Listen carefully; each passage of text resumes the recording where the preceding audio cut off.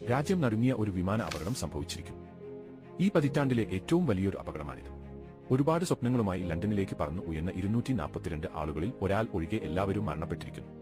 മരിച്ചവരിൽ നോർത്ത് ഈസ്റ്റിൽ നിന്നുള്ള 2 ക്യാബിൻ ക്രൂവും അഹമ്മദാബാദിൽ നിന്ന് ലണ്ടനിലേക്ക് മടങ്ങിയ തന്റെ മുത്തശ്ശിയുടെ പിറന്നാൾ ആഘോഷിക്കാൻ എത്തിയ 2 സഹോദരിമാരും പിന്നെ ഗുജറാത്തിലെ മുൻ മുഖ്യമന്ത്രിയായ വിജയ് രൂപാണി അടക്കം യാത്രക്കാരിൽ രഞ്ജിത ഗോപകുമാർ എന്ന ഒരു മലയാളി കൂടിയും ഉണ്ടായിരുന്നു. ഇവരെ പോലെ ഓരോ ജീവിതങ്ങളുടെ നഷ്ടത്തിൽ ആർക്കാണ് ഉത്തരവാദിത്വം?